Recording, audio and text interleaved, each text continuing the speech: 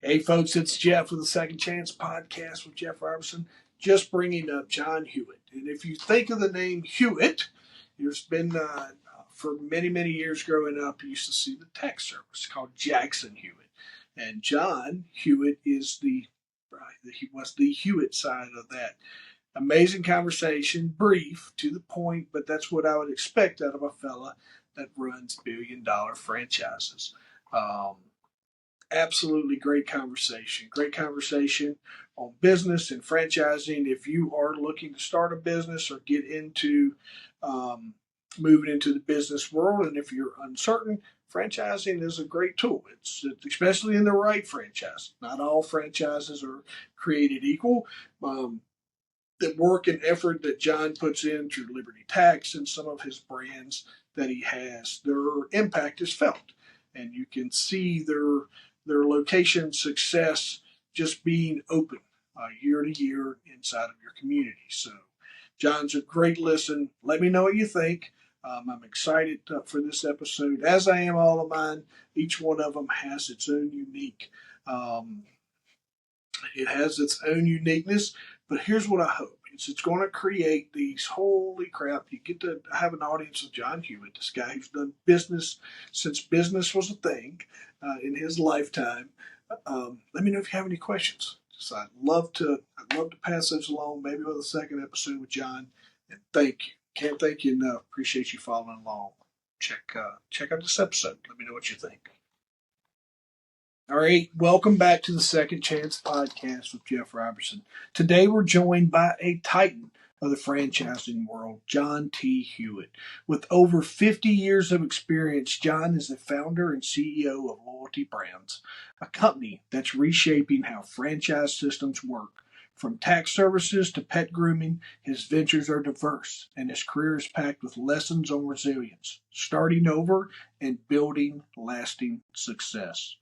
John's story of losing majority ownership in his first company and bouncing back stronger is one that every inspiring entrepreneur needs to hear. Welcome to the Second Chance Podcast, John. Jeff, it's my pleasure. Thanks for having me. Tell me, what inspired you to enter the franchising world, particularly in the tax and business services industry?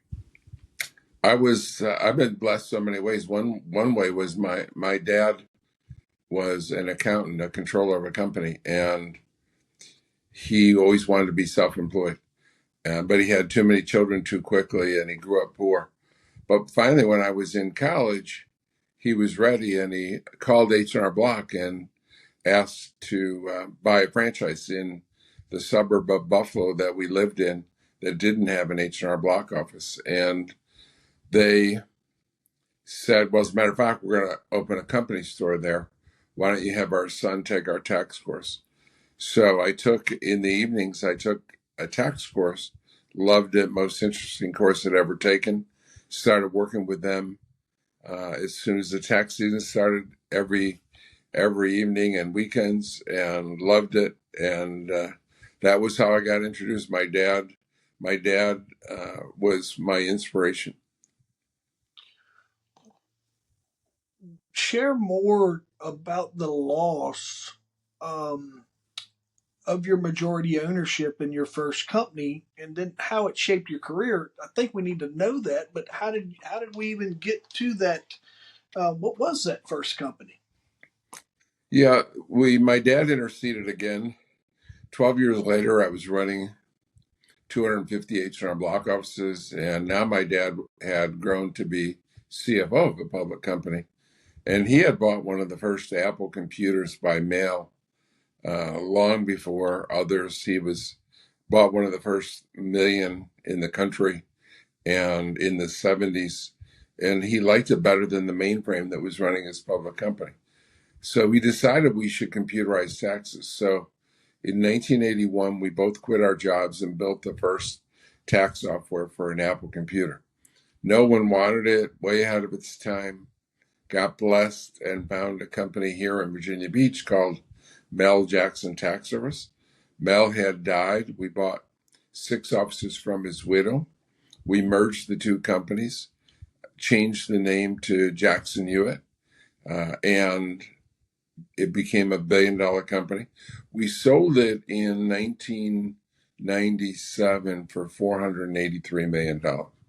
So our $129,000 investment in 1982 turned into be a $483 million company. And that later became $1 billion company. And then where does your loss of that majority ownership, where does that come in? In 1995, the IRS made a mistake in their software and in their program, and it really almost destroyed the tax preparation industry. It really caused devastation. It was so devastating that Tom Block, the last Block family member, resigned on April 9th of 1995.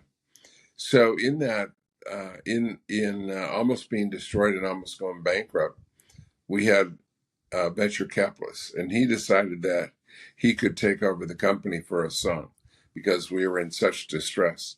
So he initiated a civil war internally, and in 1995 he tried to buy the company for a little over $2 a share. 2 years later, the company was sold. 24 months later, the company was sold for $68 a share. So he really used that opportunity to take try to take over the company. And in that battle, I ended up having to leave and turn the company over to others. I got you now. I got you. What, as you rebuild, what does that look like for you? Um, Yeah, is it fully and launched or? when I left the company in '97, I was able to take my top four people with me from Jackson Hewitt. And we looked around for something to do. And one of the things we thought about was, well, Canada has a tax system, and my 3-year non-compete doesn't cover Canada. And I had done Canadian tax returns while I was at H&R Block in Buffalo. And so we opened Liberty Tax in Canada in 1998. And we, within 3 years, quickly became one of the top 100 largest retail chains in Canada. So now I'd built one of the top 100 in Canada, one of the top 100 in US. And in 2000, when my non-compete ended, came back to the United States, and now I had to compete against my own name, my own software, my own system, my own people. And yet, not only did we go faster than Jackson Hewitt, we grew faster than them and H&R Block combined. We opened 4,000 offices in 12 years, top 10 fastest growing franchisor ever. My second public company worth $500 million. Again, I sold my stock and then founded my current company, Loyalty Brands. When you're, how did the experience in Canada, how did that influence your approach to franchising? Same rules, similar rules. How did it influence your approach? Yeah, the exact same. It was the exact same system. It was, albeit the tax laws are completely different, Yep. except for it is a short season. It's a little different season. It starts about February 1st and ends April 30th instead of April 15th. But and customers seek the aid of assistance for people to help them prepare their returns for Revenue Canada. So in that sense, it's the same. They're all different laws, but they had the same storefronts, same relationships with retail organizations. For example, at Jackson Hewitt, we were in Walmart, and in Canada, at Liberty, we went into Walmart Canada. So we had similar retail relationships, retail locations, tax seasonality. But the big difference was what was deductible and what was taxable. They were completely different in each country. I got you there. Yeah, you're synonymous. Like I told you, you're just as famous with me as some of the movie stars because I've seen your brands in all my walks of life, whether it be Jackson Hewitt or over to Liberty. And for the folks that don't know it, Liberty Tax, it's hard to miss it because there's someone dressed up in the Statue of Liberty. So marketing campaign is spot on too for competing for attention. So it's something that I Yeah, think that clearly set us apart. There, we didn't invent that. McDonald's. You're not old enough to remember a world where they used to have a Ronald McDonald out in front of their location, and Burger King used to have a little Burger King with a hat and a crown, and Wendy's had a little girl out in front with a red-haired wig. So we didn't invent that, but we're one of the only ones today that do that. And even at our new company, ATEX, we do that. We have an eagle. And it sets you apart because in the United States, there's over 35 million businesses trying to get your attention. And how many of them have a costume character out on the street waving at you and dancing? Only one or two. So it's a differentiator that sets us apart. I think by the time I do, you're right, John. I remember coming along. I think those live people have been replaced by statues. So I'm not. I do remember the statues, but not the live person. So I didn't realize that was a live person up until I knew that Ronald McDonald was in the commercial. So great, yeah, that's awesome. That's Yeah, what that was 60 years ago. what. And what's your perspective on the biggest challenges that new franchise owners face today? There's just so much competition for your attention. As I said, that back when I started in taxes in the 60s and 70s, I mean, you just had radio and TV and newspaper and direct mail and yellow pages. But now with the explosion of television, I had 3 channels when I was growing up. Now they have 300. My children have 300 channels. And there was no such thing as a computer, let alone the internet.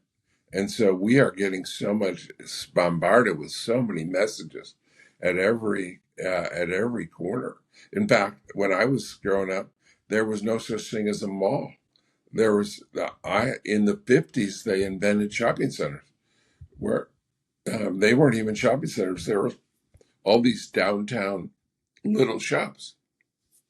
And then along came shopping centers, and then quickly followed by malls, quickly followed by incredible number of television stations, then your computer, then the internet. I mean, you are bombarded with thousands of messages a day trying to get your attention. And so your differentiators have to be clear because there's so much competition to build brand name today. Yeah, you're spot on with that. What are some of the common misconceptions about franchising that you'd like to challenge? Well, the first one is this, that I guess there's two major huge errors people make. Number one, they think that if you acquire a franchise, it's an automatic success. Well, come to find out, in this country, there are 4,000 franchisors, and 3,000 of them are failures. So if you join a Liberty Tax or Jackson Hewitt or an H&R Block or an A-Tax or a Zoom and Grumman mobile Grumman, then that's a ticket to success. But most franchisors are losers, and they mostly go out of business. 80% of them that have been founded in the 21st century have already gone out of business. And so one thing is be careful which franchise system that you join. And the key is very simple, and it's hard to believe that people fail because this concept is very simple. It's happy, successful franchisees. If you have happy, successful franchisees, you're going to grow exponentially. If you don't, you're going to fail. And unfortunately, most franchisors, parent companies, want a happy parent company franchisor before they want a happy franchisee, and they don't understand it's the proverbial chicken or the egg, right? You have to have successful franchisees before you have a successful franchisor. The second thing is most people make the mistake of becoming mom and pops because they think it's cheaper. Yep. Well, they don't understand when you start up a business, and I've not only have I started up a bunch, but dozens, but successful. But I brought in over 5,300 franchisees in my career. So I've helped over 5,300 people start. And what they don't understand is when you build a business, it's not just dollar financial investment, it's a huge time commitment. The time commitment is more important than your financial commitment. The only irreplaceable resource is time. You can replace money easily. I mean, won't say easily, but you can replace money. You can't replace your time. And so what you get when you get a great franchise, part of a great franchise system, is you get a proven recipe, a proven model, a proven system. You don't have to go out and invent. If you start your own business, you have to go out and make decisions. How much do you charge? How much do you pay your employees? How many hours per product? How do you get a location? Do your employees have contracts? You have hundreds and hundreds of little decisions you have to learn. Well, there's no CEO school in this country. The I call it. I've been in the school of hard knocks for 33 years, or I'm sorry, 42 years I've been a CEO. Good. And so I've learned the hard way. My mistakes save you money, save you time. When you don't listen to me, it's going to cost you time or money or both. So you're going to do better. And that's why, Jeff, 95% of franchisees that start 5 years later still exist. Only 5% of non-franchisees that start today will be alive and kicking 5 years from now. So you have 19 times more likely, almost 20 times more likely to succeed if you're part of a franchise system than if you do it on your own. So those are the biggest misconceptions. Not every franchise is great, number one. And number two is you're generally better off joining a franchise system than starting out from scratch. Yeah, I'll speak to that as well. I own a franchise gym, and absolutely the systems and processes. And when you look at just the brand power alone, folks, what John's talking about, if you're getting ready to start a business or what have you, if you listen to my episodes, you'll hear me talking about the power of a coach. And that's just a time collapse. It's just a collapse time to give you more, that create a path from wherever you're trying to go or where you are to where you're trying to go. A coach collapses that. A franchise does the same thing in a business world.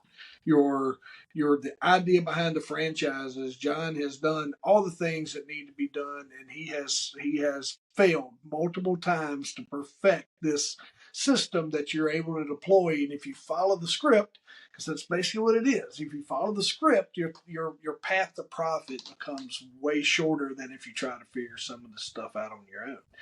John, and speak to that as well. If I wanted to come in any franchises, a lot of times you don't have to have experience in that industry. The franchise will help train you up. Yeah, out of the over 5,000 franchises that I brought into income tax alone, half of them didn't know anything about taxes. They never done a tax return, let alone worked in a retail location. Half of them had experience. They either had worked at H&R Block or Jackson Hewitt or Liberty or a mom and pop, or they were an accountant. They had done tax returns before. The half of the people that didn't know anything about taxes did on average better than the half of the people that did. That's for a very simple reason. Each of them, when you have experience, you've made mistakes or you have bad habits. And so many times I would hear people at training who had already been in the business say, well, that's not the way I've been doing this 11 years. That's not the way I do it. Well, guess what? The reason you're here and being trained by me is I know how to do it better than you do. And if you don't change, if you do what you always did, you get what you always got. So the people that have experience have been unwilling to change. They've been unwilling to improve, and they say they want to improve. Everyone says they want to improve. Everyone, but improvement requires change, and to succeed, it requires discomfort. I require you to, if you want to be massively successful, you have to be uncomfortable. And most people shy away from discomfort. Yeah, no bad habits. Those folks that don't know, they don't have those bad habits. That's You're spot on. How have you adapted your business approach to changes in the economy and technology over the years? The It depends on the industry. One thing is certain is that if you're not improving, your competitor's gaining on you. And as I just said, improvement recovers rec- um, re- it requires change. And so every year, what we do, Jeff, is we sit down with our franchisees and our top staff, and we brainstorm, and we also at our convention we break into small groups and say, tell us how to improve our marketing, tell us how to improve our support, tell us how to improve our customer interaction, and we write down every idea. And even no matter how, if it's dumb or brilliant, we write everything down. And then we get into the management team with a few selected franchisees meets and decide what are we going to change this year? What are we going to change sometime in the future? And what are we never going to change? And I'm proud to say that doing this over 30 years, more than 50% of the ideas that we hear are implemented the very next year. So we have to be, again, I'm fanatical about winning. To win, I have to have the best system. To have the best system, it has to be improving. And so we're never resting. We're always learning. And, even I've been in business for 55 years. I'm still learning things. I learned a great lesson, even just a simple lesson last week. I was talking to a possible investor in my Zoom and Grumman brand and my mobile pet grooming that's already in 3 years the largest in the country. But he brought up a word that I'd never heard of, and come to think of it, it makes sense. But he said, we are where I called you because we're interested in the humanization of pets. And I had never thought of that. I mean, I had thought about it this way. I described it this way, that I love the pet industry because people are having pets instead of children, 20-year-olds, 30-year-olds, 40-year-olds. And those people that have both pets and children, 2/3 of them like the pet better than the children. And so in one word, that says it all. It's the humanization of pets, right? That they are being treated as members of the household, much more than it was 10, 20, 30 years ago. Yeah, you're spot on with that one with the humanization of pets. You see that more and more. But tell me, um, can you explain how loyalty brands integrates multiple industries under one umbrella? We have 8 brands, and we have 3 different initiatives. One is tax and accounting, which I've been doing for 55 years. Secondly is construction, led by our roofing, siding, and solar. And then thirdly is pets, everything pets. And we just acquired our a storefront grooming brand. We've last month. So we've had the mobile grooming for 37 months, and now 1 month we've had that. We're negotiating by picking up poop business, and that's amazing how lucrative it is, and how much the demand there is for it. You have a big dog in a small yard, and we're out picking up poop every week or two in your neighborhood. So I mean, we're looking at everything pets. So we have focus, each of those three focuses, but also we cross market. For example, our largest Zoom agreement has 5,000 customers in their database. Well, 5,000 of them need tax returns. And Yeah. so we offer them our A-Tax franchise relationship. And our largest tax offices have 6,000 customers, and over 4,000 of them have pets. So we offer them grooming. So we're cross marketing across the different industries and presenting the opportunity to because we're trusted. If you're doing someone's tax return, you're sitting with them, you're a trusted advisor. If you go to their door and pick up their pet and take it out to your van and you bring the pet back to the owner, I mean, they hug you. They're so happy that of the job you've done. You're a family member. It's so much easier to get a referral. How does the roofing play into that? All them need roofs too, right? Exactly. You need a roof every 15 years, approximately, and it needs to be inspected every year.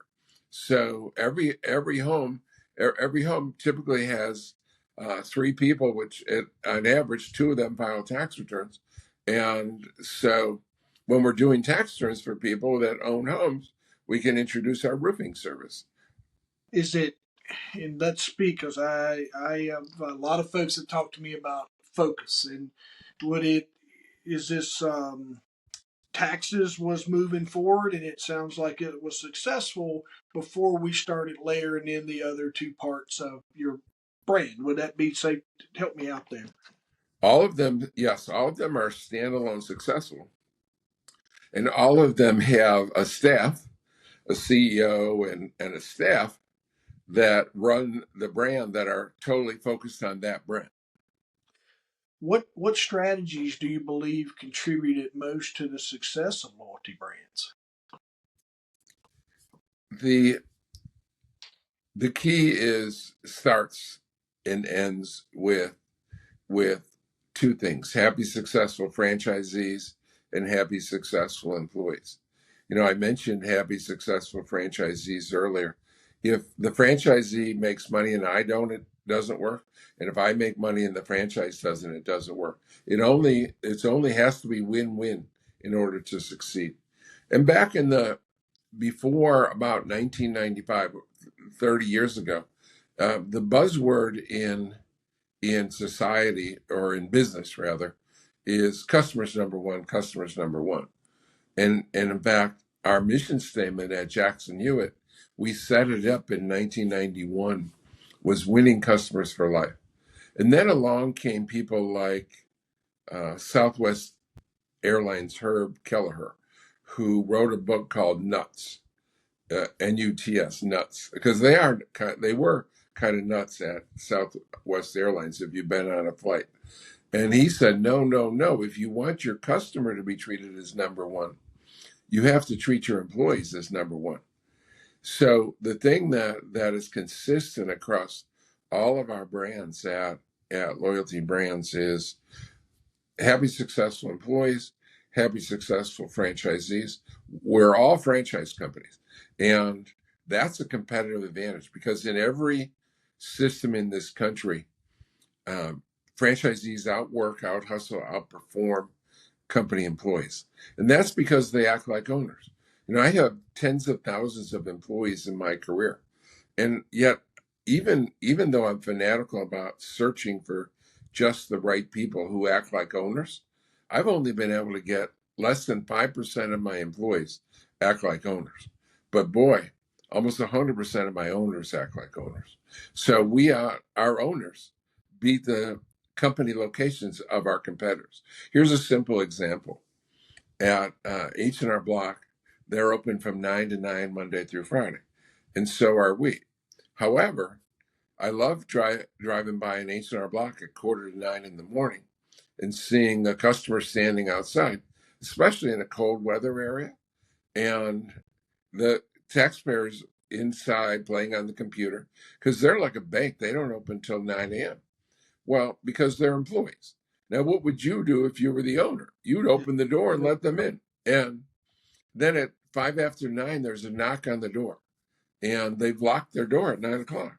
And the block preparer won't even get up out of his chair. He'll wave you, come back tomorrow, come back tomorrow. Well, what would you do? You're own that business. That is your lifeblood, right? That customer standing out there, half of them aren't going to come back tomorrow. Half of them are going to go find somewhere else. So that's your lifeblood. You're not going to let that guy get away.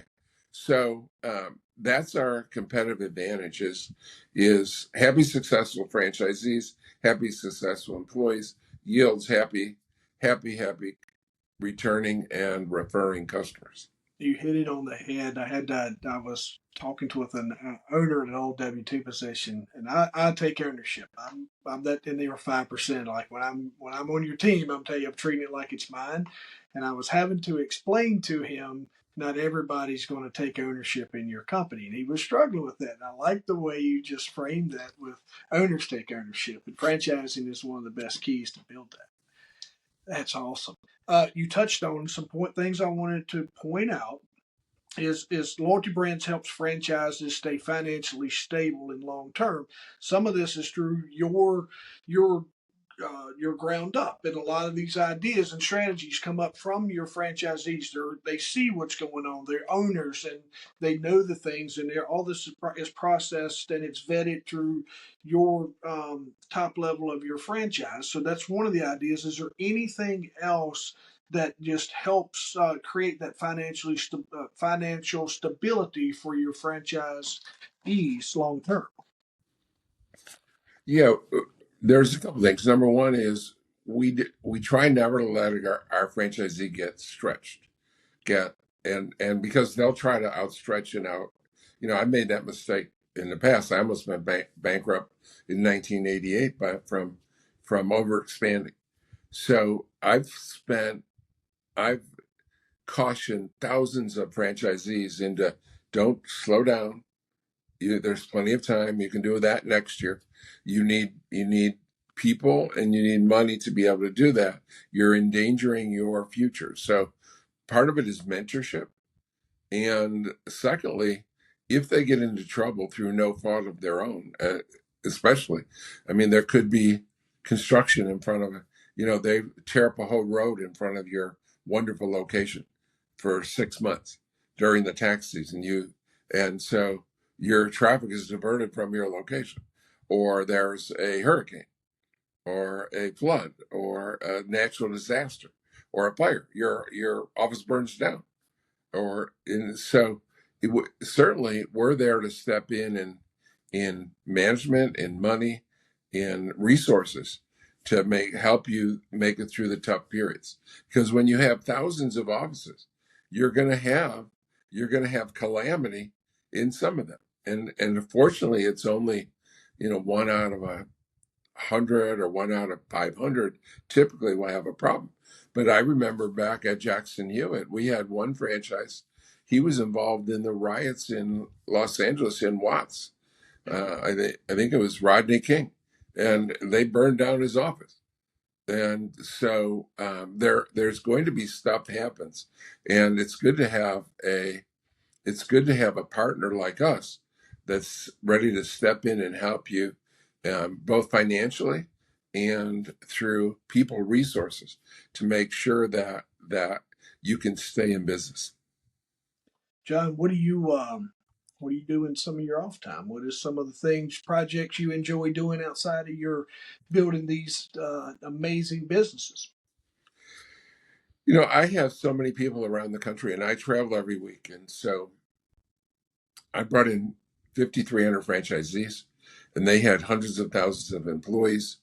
And so, for example, this week I'll be in Lexington, Kentucky, and I'll be meeting ex-franchisees and current franchisees at my former companies, at Liberty Tax, for example.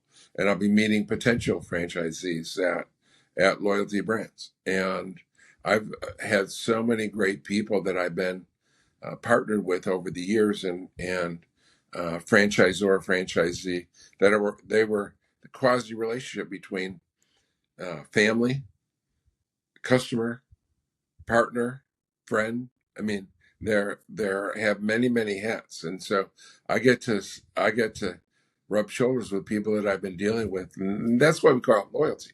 I mean, even inside our company, I have one guy been with me 54 years, two 37-year-old years, a 33-year person, lots of 20, I mean, a dozen 20-year or more. So I just have tons of people. So, and the only really significant activity I do during my, if there was such thing as off time, is I play bridge and I play chess, and mostly I play in a bridge tournament once a year, and I play chess online every day. That's awesome, man. John, I feel like I've only scratched the surface in getting to know you, and I'm excited to follow along with you. But as we wrap up here, um, what advice would you give to someone starting their first franchise business today? The I just did a webinar. It's on my website about what we look for. It's about a half hour, and what we look for in becoming a franchise, or even starting a business. Because what I've learned, Jeff, is that 2/3 of the people in this country, they want to be self-employed.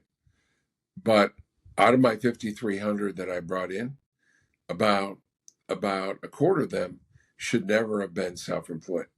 So I take them through that process. So you need to decide whether you should be self-employed, whether you can take the risk, and then what industry you should be in, and then which vehicle. Should you do it yourself? Should you acquire a franchise? If you acquire a franchise, which franchise? Should you put your toe in the water and test it and work for someone first before you leave your job, and so forth? So it takes me a half hour, but you can get that free on loyaltybrands.com, a whole presentation on whether you should step out of your career and become self-employed. Well, I'll speak to that. I'm going to echo the things that John said. The power of franchise. Um, if you're looking to get into business and you aligning in these industries, he has a done for you system. This is our first time meeting. I'm not here selling you on John stuff, but I can tell you I've owned a franchise, and uh, um, I can talk all day long to the power of those. And I will agree, some are better than others, and there's a process, and John does everything he possibly can to make sure that all of those unknowns and the uncertainties are put to bed before you even create a conversation with him, and um, that in itself is super powerful. And John, that's all I got. Um, I just want to thank you. I want to thank you for taking a few minutes with all your accomplishments to spend a few minutes with me and my audience and help us learn more about you and learn more about the impact that you've had in the business world before my life and through it, and it will continue to be felt beyond both of our times, I feel like. So I can't thank you enough. Thank you, Jeff. It's been my pleasure. All right, John Hewitt on the Second Chance Podcast.